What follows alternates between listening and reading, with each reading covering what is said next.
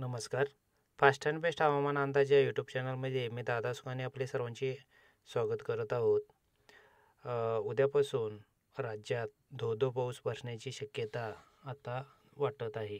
कारण सध्याला कर्नाटक साईडला गोकाक, बेळगाव, सौंदत्ती, बागलकोट ह्या भागात मध्यम ते जोरदार स्वरूपाचा पाऊस सध्या चालू आहे. आणि इकडे आतनी साईडला सुद्धा जत, विजयपूर आणि ह्या साईडला सुद्धा पावसाने जोर पकडलेला आहे. सध्या पाऊस तिथे चालू आहे. सध्या म्हणजे आता 9:58 झालेले आहेत रात्रीचे. व्हिडिओ उद्या टाकणार होतो, पण आज टाकावं असं वाटलं. पावसाचा जोर अधिक वाढत चाललेला दिसून येतोय. इकडे नाशिक, इगतपुरी, वाडा, संपूर्ण महाराष्ट्रावर मालेगाव, चाळीसगाव, धुळे ह्या भागातून सुद्धा पावसाळी ढगे किंवा उंचावरची ढगे जमताना दिसत आहेत.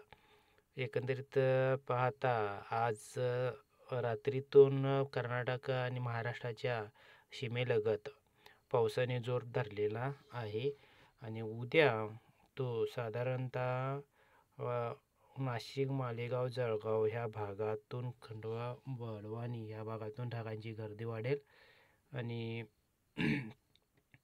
इकडे पुढे इंदोर, इटासरी ह्या उत्तर भागातून सुद्धा ढगांची गर्दी वाढणार आहे. बीड ह्या भागातून म्हणजे सकाळी सकाळी ढगे आता जमणार आहेत पावसाचे आणि त्यानंतर पाहायला गेलं तर दुपारनंतर संपूर्णतः वातावरणामध्ये चेंज होणार आहे. चेंज झाल्यामुळं संपूर्ण राज्यामध्ये तसेच कर्नाटक राज्यात व महाराष्ट्र राज्यामध्ये संपूर्ण पावसाळी वातावरण तयार होणार आहे. ह्या भागातून आता सध्याला सांगायला गेलं तर जास्तीचा ढगाळ हवामान व जास्ती पावसाची शक्यता वाटत असे आहे.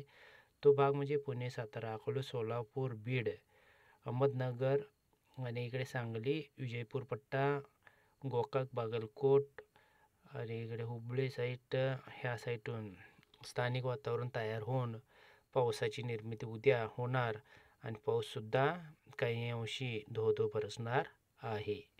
म्हणजे जसे आता हळूहळू 7 तारखेपर्यंत पावसाचा अंदाज दिलेलाच आहे. 7 तारखेपर्यंत पाऊस मुसळधार होणारच आहे. त्याची सुरुवात आपणाला उद्यापासून बघायला मिळणार आहे. साधारण सांगली पट्ट्यात सुद्धा पावसाचा जोर असणार आहे. ढगाची स्थिती चांगली आहे व असणार आहे. नागपूर, नांदेड, पुसद, आदिलाबाद, लोणार ह्या भागातून तसे नागपूर पट्ट्यापर्यंत, अकोला, अमरावती, अकोट ह्या भागातून सुद्धा पावसाची शक्यता आहे.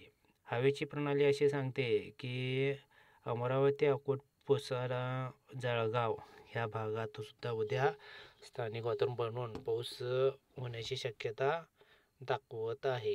नागपूर परिसरात थोडंसं कमी दिसतं, पण अमरावती ह्या भागातून पावसाची शक्यता जिथे जिथे हवेची द्रोणीय स्थिती तयार होणार आहे तिथं तिथं पावसाची शक्यता जास्त बनणार आहे.